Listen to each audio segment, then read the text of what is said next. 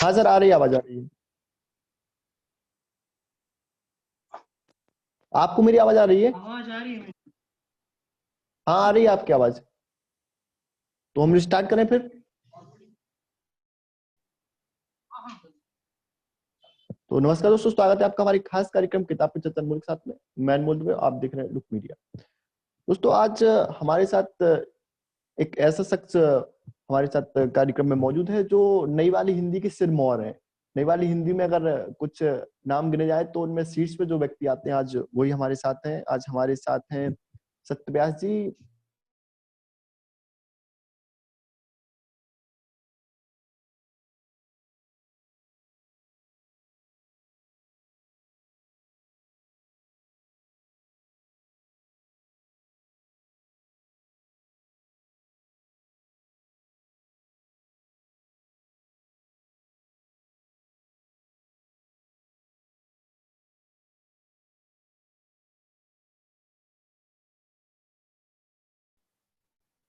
मेरी किताबों के शीर्ष जो है वो शहरों के नाम पर रहते हैं। उन शहरों पर जी खासकर सर। जिनसे मेरा जुड़ाव है, जिनसे लगाव रहा है, पहली बात। दूसरी बात है कि कहानी के किरदार और कहानी का जो पूरा बैकड्रॉप है वो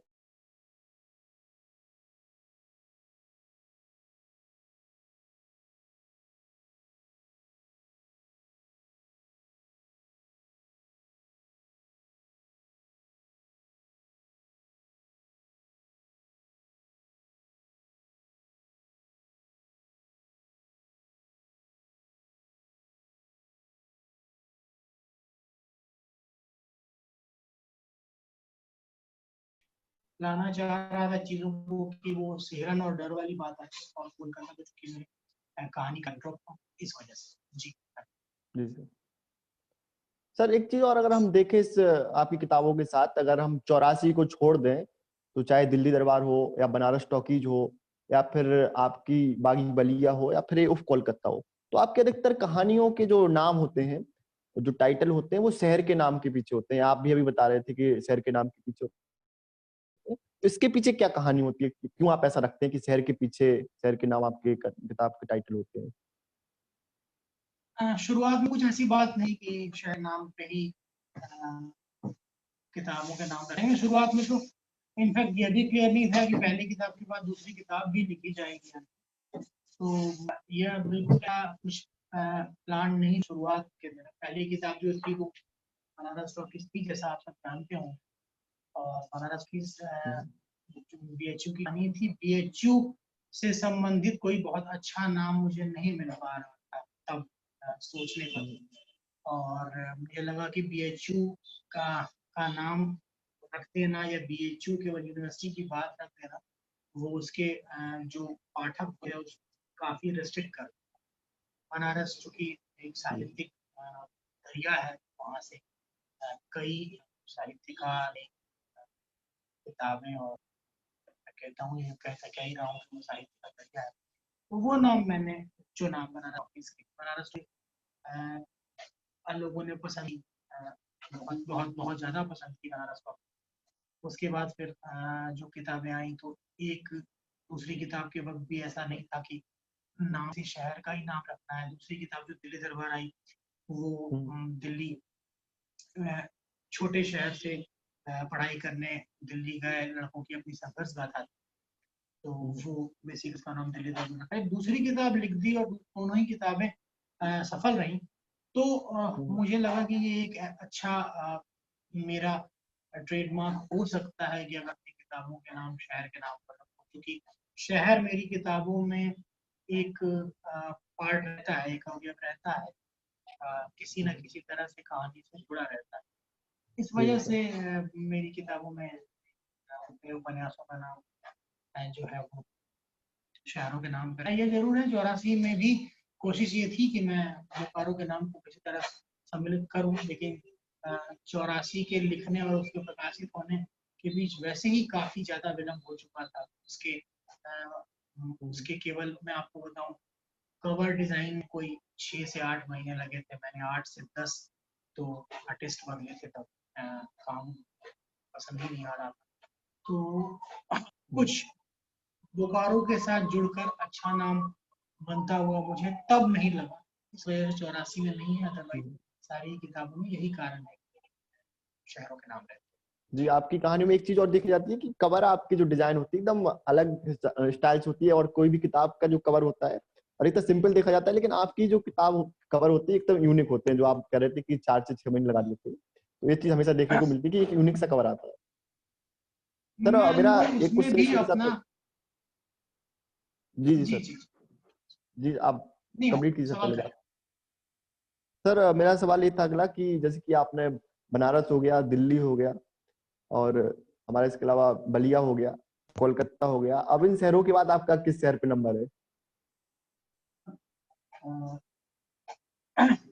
फौरी आने वाले समय में तो किसी शहर के नहीं व्यक्ति पे कब्जा कब्जा तो खैर कहना सही नहीं रहेगा, व्यक्ति पर ध्यान दे रहा हूँ।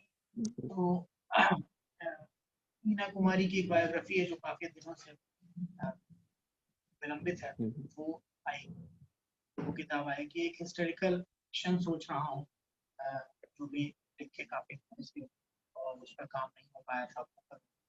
थोड़ा फिल्मों के स्क्रीन प्ले को लेके समय निकल जाता है, तो समय का भी अभाव रहता है। लेकिन आपका जो सवाल है उस लिहाज से अगर मैं कहूँ तो मुझे लगता है कि लखनऊ बाकी है इस पर। मुझे कहानी है, मैं लिखना चाहूँगा लखनऊ। तो लखनऊ ऐसा।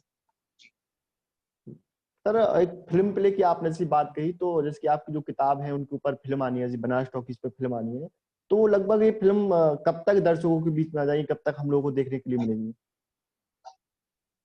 हम लोग ये बड़ा मतलब सब्जेक्टिव सवाल है इसका। एक्चुअली होता क्या है ना कि फिल्में और जो भी विजुअल मीडियम है वो कब बन जाए और कब रुक जाए, इसका कारण और कोई तिथि नहीं होता। फिल्में 100% बन जाने के बाद भी दर्शकों का मुंह नहीं देख पाती, फिल्में शुरू होने के बाद भी नहीं बन पाती, फिल्में मुहूर्त होने के बाद भी नहीं बन पाती, फिल्में सिले से नहीं हो पाती। तो ये बड़ा कोई टाइम बताना संभव नहीं है फिल्मों के लिए। यह जरूर है कि चारों ही किताबों पे काम चल रहा है। बनारस टॉकीज काफी पहले से चल रहा था, बीच में छिछोरे एक फिल्म आ गई जिसके का कंसेप्ट जो है वो मोरलेस बनारस टॉकीज से कहीं ना कहीं मिलता जुलता था, तो काफी स्क्रीन प्ले में चेंजेस करने पड़े। फिर एक साल कोरोना की वजह से चीजें चली गई, उसके बाद सिनेमा हॉल वगैरह नहीं, तो उसमें विलम्ब हो रहा है स्क्रीन प्ले के जो है स्क्रीन प्ले के लेवल पे ही वहां विलम्ब है। हाँ ये जरूर है, 84 हम सब जल्दी देख पाएंगे, 84 ओटीटी प्लेटफॉर्म पे है। 84 मुझे लगता है इस साल के पहले तीसरे के महीने में हम देख पाएंगे। तो यही है। बाकी और जो दोनों किताबें हैं, बागी बलिया और दिल्ली दरबार, दोनों ही अच्छे प्रोडक्शन हाउस के पास है, लेकिन वही है कि कोरोना की वजह से चीजें विलंबित, जो पुरानी पड़ी हुई चीजें नहीं निपटाई जा रही हैं, उसके बाद फिर तो इन पर भी काम हो। जी सर एक चीज अगर हम इस किताब के बारे में बात कर लें, तो एक क्वेश्चन अधिकतर लोगों ने आपसे कमेंट करके पूछा है, आपने उसका जवाब भी दिया है, तो इसकी जो कहानी है वो पूर्णतः काल्पनिक या कुछ अंश इसकी हकीकत है? किस किस किताब की बात कर रहे हैं मूल? हम उप कोलकाता की बात कर रहे हैं सर। अच्छा नहीं, वो कोलकाता जैसी कहानियां काल्पनिक ही होती हैं। वो मैं पहले ही इसके लिखने के पीछे कारण बस यह था कि हॉरर जो जॉनर है वो बड़ा ही क्या कहेंगे उसे, त्याज ही रहा है हिंदी साहित्य। किसी ने लिखने की कोशिश भी नहीं की, किसी ने लिखा तो उसे पल्प की श्रेणी में डाल दिया गया।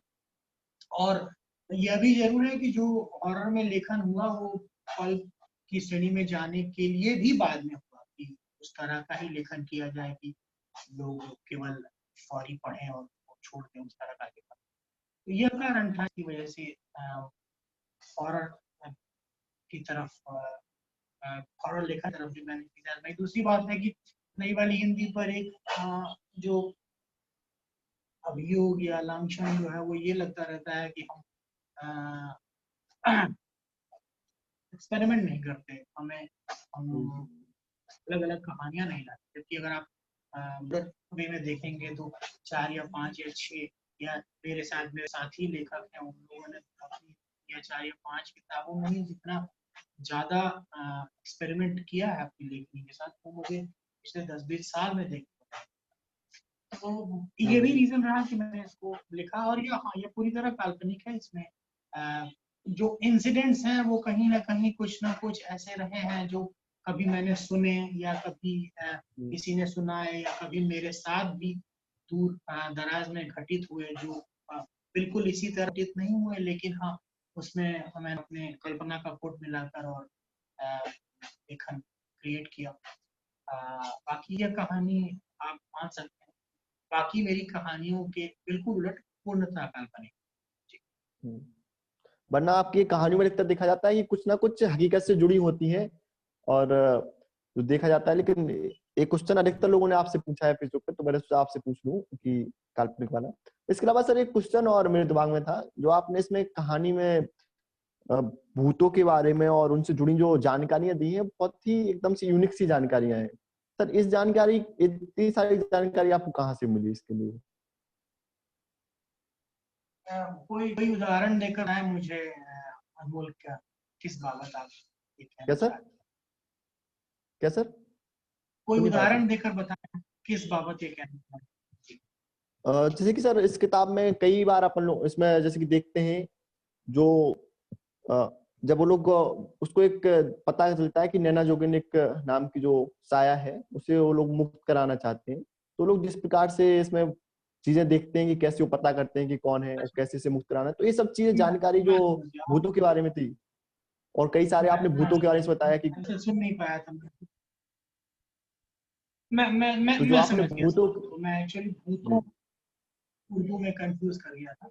नहीं, अच्छा मैं बताता हूँ। देखिए अनमोल, किसी भी चीज जब आप लेखन में होते हैं ना, तो आपको ये मान के चलना होता है कि आपका पाठक जो है आपसे ज्यादा समझदार है, ठीक है ना, क्योंकि वो आप एक दिमाग से लिख रहे हैं। आपके पाठक कम से कम, मेरे पाठक 50,000, ठीक है ना, तो 50,000 जो पाठक है वो 50,000 दिमाग से पढ़ते हैं।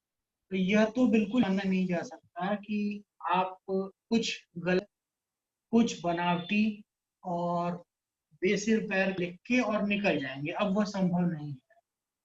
जो पूरा का पूरा इंटरनेट का युग है, उसमें यह संभव नहीं है कि आप कुछ भी लिख के निकल जाए। तो इसका सबसे जो आसान और सबसे सही जो तरीका है वह यह है कि आप शोध परक लिखें, आप रिसर्च कर लिखें, आप इस तरह से बातें रखें कि अगर सवाल हो उस पर तो आप जवाब दे सकें।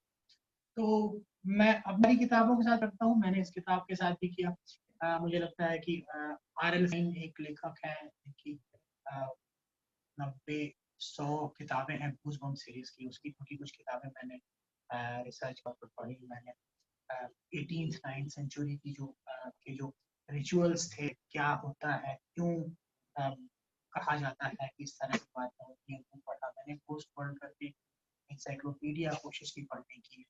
मैंने उर्दू की किताबें, उर्दू में M.A. राहत एक बहुत प्रसिद्ध लेखक होते हैं, उन्होंने काफी लेखन किया है। जो आप समझें कि एक इस्लाम में तरह से जिन जिन्नात की बातें होती हैं और उनको कितना शोध परख वहाँ बनाया जाता है, वो है मेरा, वो पढ़कर हम जान सकते हैं। तो जितनी भी चीजें जो मैंने लिखी उसमें, वो सारी चीजें जो है वो कहीं नहीं से शो के अंदर, जैसे मैं आपको बताऊं, उसमें एक इंसिडेंट है जब जहाँ पे मोहिनी जो है वो ट्रैक पे बेकिंग पाउडर या कुछ डालती है। बेकिंग पाउडर डालती है, वो बेसिकली जो घोस्टबस्टर्स होते हैं वो यूज करते हैं। घोस्टबस्टर्स जो भी हैं वो यूज करते हैं बेकिंग पाउडर, क्योंकि बेकिंग पाउडर पे ऐसा कहते हैं कि अगर इस तरह की कोई पैरानॉर्मल एक्टिविटी है तो निशान लिखने ऑर्डर पर आता है। तो यही कारण यही है कि मैं रोज शोध परक लिखना चाहता हूँ। मैं ये रहती है कि अगर एक भी सवाल ऐसा ना हो कि जिसका जवाब मेरे पास ना होगा, मुझसे पूछा जाए। तो किसी भी तरह के लेखन के लिए शोध बहुत जरूरी है, शोध करके ही लिखना चाहिए और मैं भी वही करता हूँ। जी हाँ। सर आपकी जो कहानी, आप जैसे कि अन्य सारी आपने कई अलग अलग चीजों पे लिखा है हमेशा, जैसे कि आपकी पहली किताब को देख ले चाहे इस किताब को देखे, हमेशा अंतर रहा है। तो इस बार आपने एक घोस्ट स्टोरी क्यों, भूतिया कहानी क्यों चुनी इस बार? मैंने पहले भी बताया क्योंकि आप जैसे बता रहे जी कि जी मैंने पहले भी ये बताया कि अ, जी इस तरह घोस्ट राइटिंग क्षमा कीजिएगा, हॉरर राइटिंग पे बहुत सारा काम नहीं हुआ। हॉरर राइटिंग पे बहुत सारी चीजें हिंदी में तो कम से कम बिल्कुल ही नहीं थी।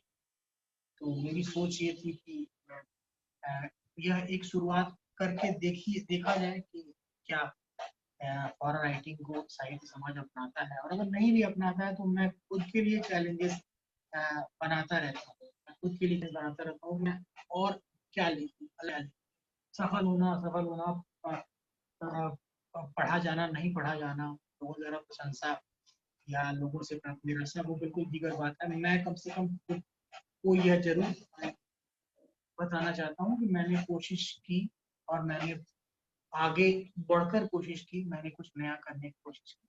इसी वजह से हॉरर मैंने लिखा, और सिर्फ हॉरर, क्योंकि मैं खुद भी पढ़ नहीं पाता और मुझे लगता है कि 200-250 पेज का हॉरर जो है वो बांध लिख पाना, अगर आप बिल्कुल ही स्टीफन किंग के लेवल के राइटर नहीं है तो बड़ा मुश्किल होता है। तो और मेरे अपना पुट है वो आशा, तो मुझे लगता है कि वो मुझ में मतलब क्या कहेंगे आप, बिल्ट है, तो वो कहीं ना कहीं से आ ही जाता है। तो मैंने इन्हीं को अमलगमेट करके सोचा कि एक हॉरर कॉमेडी लिख दिया। दोस्तों ने पसंद किया, सबों ने पसंद किया, तो बस यही कारण था। सर एक बहुत ज्यादा पसंद की जा रही है, जैसे कि हम देख रहे हैं कि उफ कोलकाता बहुत ज्यादा पसंद की जा रही है, और लास्ट में आपने एक इसमें एक ऐसा सीन भी छोड़ा है कि जब मोहिनी से मिलने के बाद रोहन वहां से निकल रहा होता है तो उसको उसका अकेला निकलता है, उसके साथ एक और कोई निकलता है, एक साया और निकलता है।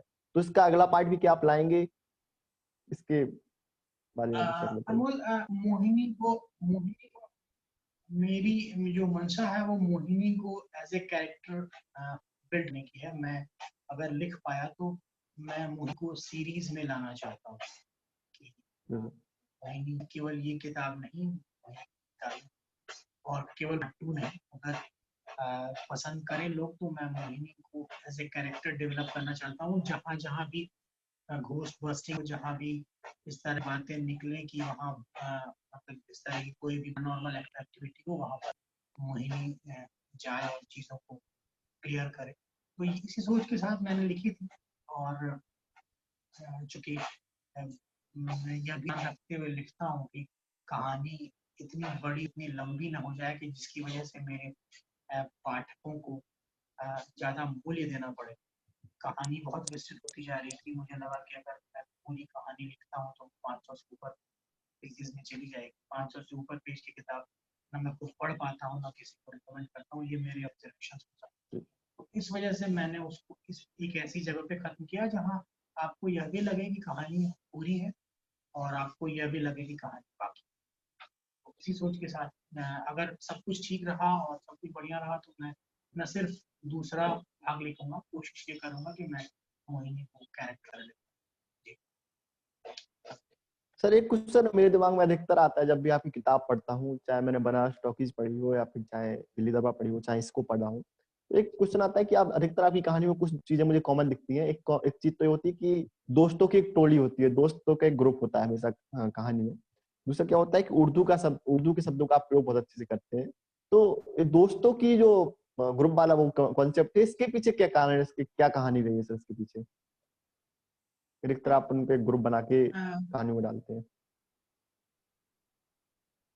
मुझे 2 चीज़ें हैं, मतलब अगर आप इस तरह देखें तो मुझे लगता है कि अ, दोस्तों के साथ अगर मैं कहानी कहता हूँ तो कन्वर्सेशन बहुत आसान होता है। मुझे ये पता है कि अगर मैं ये बात कहता हूँ तो सामने वाला क्या बात, उस वजह से मेरे जो सवाल होते हैं वो चुटीले होते हैं, इस तरह के हैं जो हाँ बिल्कुल सर। मेरे पाठक खुद भी पसंद करता हूँ, मुझे लगता है कि अच्छा पड़ा है, ये होता है। दूसरी बात है कि जब आप संवाद के रूप में लिखते हैं चीजों, तो आपको बहुत ज्यादा कैरेक्टर्स नहीं लाने पड़ते। ये किताब जो मुझे समझ में आता है कि पसंद करने का कारण यह भी है कि मेरे किताब किरदार बहुत सीमित होते हैं, 3, 4 या 5 किरदारों तक मैं ये किताब सीमित करता हूँ। तो उस होता क्या है कि मैं संवाद रूप में लिखता हूँ, संवाद में लिखने में जो दोस्त का जो कैरेक्टर आता है वो मुझे एक एज देता है जहाँ पे मैं अपने आप को व्यक्त करके लिख पाऊँ। इसलिए मुझे लगता है कि मेरी कहानियों में 2 या 3 दोस्तों को लेके चीजें रही। हाँ, ये भी जरूर है कि अभी तक मुझे उस तरह की किसी कहानी ने 84 छोड़कर मतलब मेरे जहन में इस तरह से अपील नहीं किया जहाँ पे मैं एक सिंगल कैरेक्टर को लेके पूरी किताब करने की कोशिश करूँ, जहाँ दोस्ती साझेदारी वाली कोई बात नहीं हो। अगर ऐसा होगा तो जरूर लिखूंगा, ये कोई रेस्ट्रिक्शन नहीं है कि मैं ये कोई रेस्ट्रिक्शन नहीं है।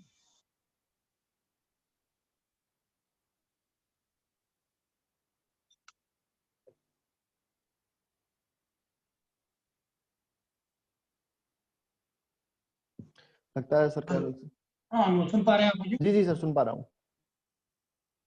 हेलो, हाँ सर सुन पा रहा हूँ, आप सुन पा रहे हैं मुझे? अनमोल, सुन पा रहे हैं आप मुझे? जी जी जी सर। अनमोल, सुन पा रहे हैं? जी सर सुन पा रहा हूँ मैं आपको।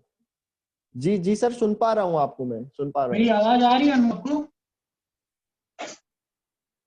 हाँ हाँ आ रही है सर। आ रही है मेरी, आपको आपकी आवाज मेरे को मुझको आ रही है। मेरी आवाज आ रही है?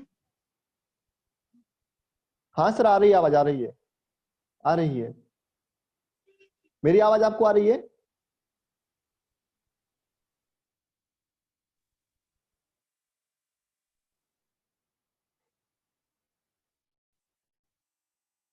ऑन कीजिए सर उसको। सर आप आ रही है आपकी आवाज? आ रही है सर आवाज आपकी? नहीं, मैं सुन नहीं पा रहा। आपकी आवाज मुझे आ रही, लगता है आप मुझे नहीं सुन पा रहे हैं। सर एक कुछ सर मुझे एक बहुत अच्छी एक चीज लगी जो मैं से थोड़ा आपके बारे में जानना चाहूंगा इस किताब के बारे में। इस किताब में आपने बाद में पीछे जो अपने पाठकों की फोटो लगाई है, बहुत ही यूनिक सा आइडिया सर। इस ये आइडिया आपको कैसे आया सर?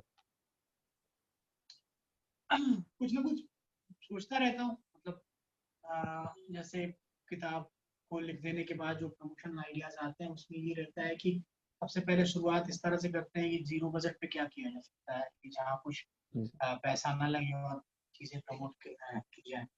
तो ये आइडिया फिर वहां से आया जब लोगों ने लोग भेजने लगे अपनी तस्वीरें कि मतलब किताबों के साथ, तो मुझे लगा कि एक या दो या चार लोगों की किताबें लगा के कोई ऐसा भी नहीं है फायदा, तो मैंने बाकी लोगों से भी मंगवाया कि आप लोग अपनी किताबें भेजो, और फिर लगा कि एक कोलाज बना के लगाना सबको। होता क्या है कि लेखक जो है वो भूमिका लिखता है। मेरी भी कोशिश पहले ये थी कि किस किताब के साथ भूमिका लिखूंगा, जहाँ मैं ये लिखूंगा कि मैंने यह क्यों लिखा, यह किताब क्यों लिखी, और फिर क्या क्या इसके लिखने के पीछे मैंने क्या क्या पठन पाठन किया वो लिखूंगा, और फिर अपने बाकी जो मेरे बहुत ही अ, बिल्कुल निष्ठावान मेरे जो पाठक हैं उनको उनका नाम लिखते हुए फिर उनको एक आभार व्यक्त करूंगा। मुझे लगा कि इससे बेहतर ये रहे कि मैं उनकी तस्वीरें जो है वो एक कोलाज बना के लगाऊं, जहाँ उनको भी इस बात का एहसास हो कि महत्व का एहसास हो कि हाँ ऐसा है कि हम भी देख कर जाते हैं। इसी सोच के साथ लगाई बस, और आइडियाज तो बस सोचना होता है कि क्या नया कर सकते हैं, क्या अलग कर सकते हैं, उसी से ये पनपा और फिर लगा। जी। सर जैसे कि एक क्वेश्चन मेरा पर्सनली आपसे है। आपकी 5 किताबें हैं, 5वीं किताब आई है, तो आपको सबसे ज्यादा प्रिय कौन सी किताब है, जो सबसे ज्यादा आपको पसंद आती है, वो कौन सी किताब है? मुश्किल सवाल है। मुझे लगता है कि दिल्ली दरबार मुझे बहुत पसंद है, क्योंकि उसमें पहली बार मुझे लगा ऐसा कि मेरे भीतर का लेखक बाहर आ रहा है। बनारस टॉकीज में तो बहुत सारे ऐसे ऐसी घटनाएं और ऐसे इंसिडेंट्स थे जो मेरे साथ डायरेक्टली या इनडायरेक्टली जुड़े हुए थे, जिनके बारे में मैं जानता था, उनको बस शब्द देने। लेकिन दिल्ली दरबार एक ऐसी कहानी, जो दूसरी कहानी आई, जिसमें मुझे ऐसा लगा कि मुझे अपने भीतर के लेखक को निकालना पड़ा, कि मैं क्या लिखूं, क्योंकि घटनाएं काल्पनिक थी। 10% या उससे भी कम घटनाएं ऐसी थी जिन पर बेस्ड करके चीजें लिखी गई। तो इस कारण से मुझे लगता है कि दिल्ली दरबार मुझे पसंद है। जी। सर एक क्वेश्चन जो अधिकतर नए वाले हिंदी के लेखकों से पूछा जाता है, जो नए लेखक होते हैं उनसे पूछा जाता है, क्योंकि आप नई वाली हिंदी को आगे बढ़ाने में सबसे आगे रहते हैं, तो मैं आपसे क्वेश्चन जानना चाहूंगा कि उन लेखक जो अधिकतर लेखक कतरा जाते हैं, आंसर नहीं दे पाते इस चीज का, तो पुराने व्यक्ति कहते हैं पुरानी भी वाली हिंदी साहित्यिक थी और उससे व्यक्तियों को सीखने को बहुत सी चीजें मिलती थी, लेकिन नई वाली हिंदी इतनी अच्छी नहीं है, तो इसे हम क्यों पढ़ें?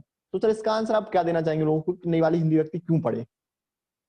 नहीं, देखिए, नई नई वाली हिंदी और पुरानी वाली हिंदी का जो वो जो डिवीजन है, वो क्रिएट ही इसीलिए किया गया है कि आप नई वाली हिंदी पर आक्षेप लगा सकें, आप बता सकें कि नई वाली हिंदी जो है वो कोई गलत।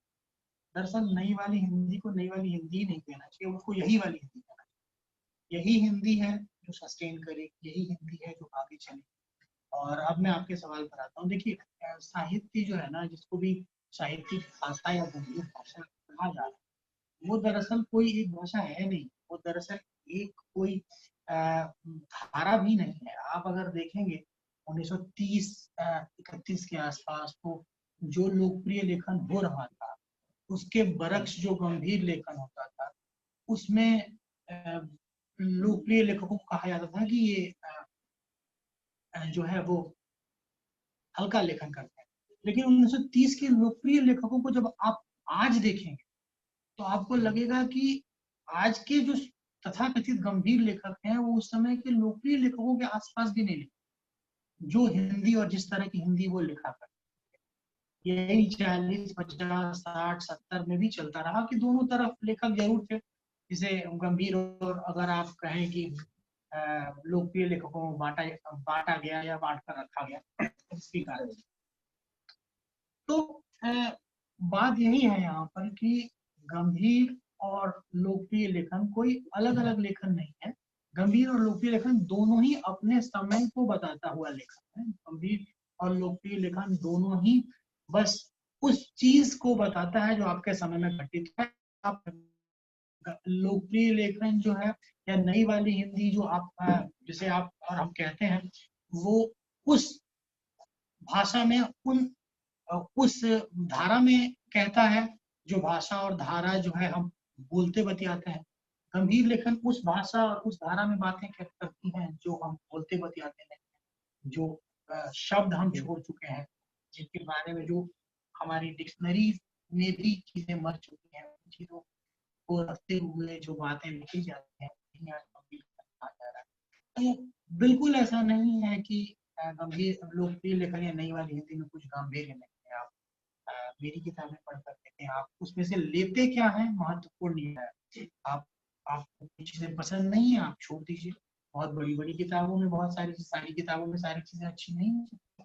हम महाभारत पढ़ते हैं, हम रामायण पढ़ते हैं, उसमें से हम दुर्गुण तो नहीं लेते, जो अच्छी चीजें होती है वही उठाते हैं, वही लेते हैं।